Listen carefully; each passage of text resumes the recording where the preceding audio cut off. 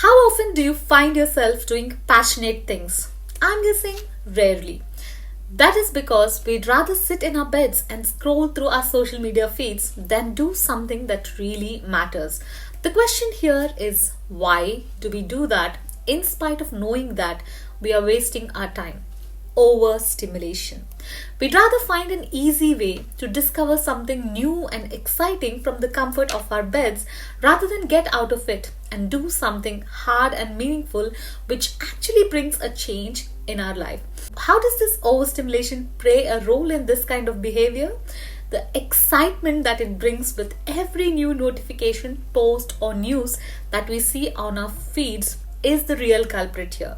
The fact that we no longer have to find our food in the jungle or hunt for our meal, just a click on our phone delivers food to our doorsteps, and just a swipe on our phone bring the date that we desire. So all this is resulting in overstimulation with fake rewards or artificial rewards all the time. So what is overstimulation? Our five senses act as messengers to our brain, helping it to make decisions that will direct our actions in any situation. But when there is an excessive amount of sensory information, the brain can be overwhelmed, unable to process all the information, resulting in being overstimulated. And when this happens, it can lead to stress, anxiety, depression, and burnout. Our brain releases feel-good chemicals called dopamine whenever there is a stimulation, like a new notification or a new email. But this dopamine release system in our ancestors was different. They got a dopamine release only when they found food to eat for the day and not through smartphones or notifications, meaning they had a dopamine rush only when they achieved something with great effort and focus. But our brains receive the dopamine rush when we receive new notifications, see new reels. All this doesn't require any effort, so we are choosing comfort over effort. And also, we can tap into this dopamine reward system with very little effort just by reaching out for a chocolate cake in our fridge, or ordering food online, or just seeing notifications or messages on our social media accounts. What is scary is we are seeing all these activities as more important than those things that will actually change our lives, and we are making our brains addicted to this kind of dopamine rush, for which our brains will do anything to get it. Although it's an unavoidable part of our modern lives, learning ways to manage it or deal with it is extremely crucial to avoid problems like depression, anxiety, stress, or burnout. Interesting thing is, in a study conducted by the University of Virginia, a social psychologist, Timothy Wilson, invited his students to voluntarily take part in what he called thinking periods, in which participants were placed in rooms with blank walls and no personal belongings with them, and they were asked to spend 6 to 15 minutes in that room doing nothing, only with their thoughts. And the results were 50% of them did not like being alone with their thoughts.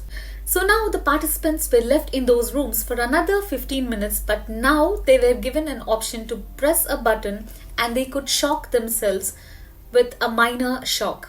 And the results were surprising. 67% of men and 25% of women chose to shock themselves rather than sit there doing nothing, suggesting we would choose something harmful than sit there doing nothing. The problem is that today we don't like boredom, and there are very rare moments that we allow ourselves to be bored.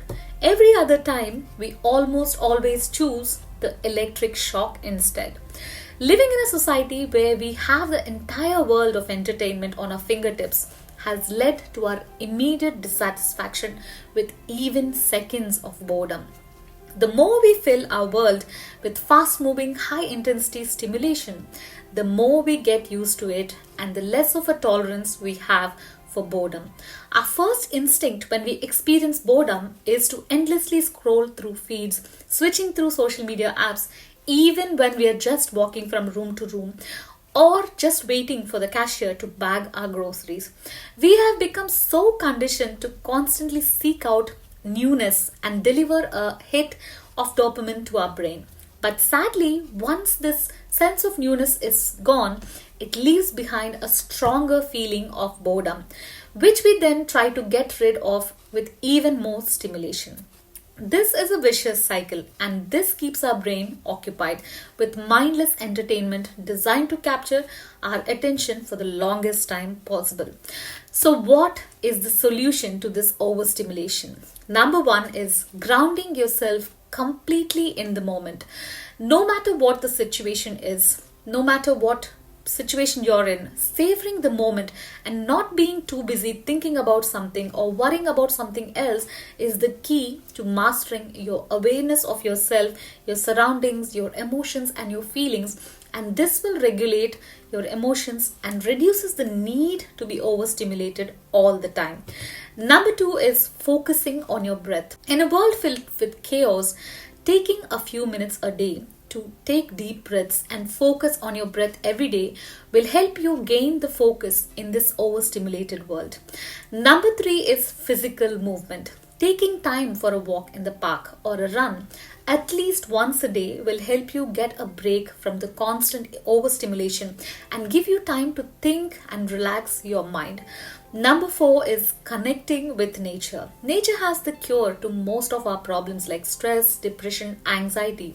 So get out there, get yourself into the nature and outdoors whenever you can. Number five is disconnect from the online world. Yes, find time every day or once every week to completely disconnect from all your devices, to do something more fun, activities which does not involve your devices, and this will help you connect more with your friends, your family, and yourself. So all I'm saying is the only solution to overstimulation is boredom. So embrace it, and that is the only answer we have for overstimulation right now.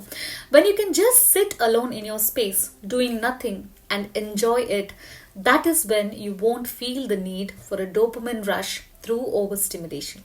So, next time you find yourself reaching for your phone when you're bored, remember you're choosing to voluntarily shock yourself than sit idle doing nothing.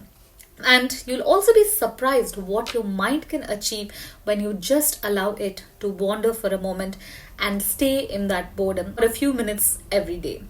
So, I hope this video gave you an idea of what is overstimulation and how it's ruining your life and how you can get over it. So, I'll see you in this video right here. Until then, take care.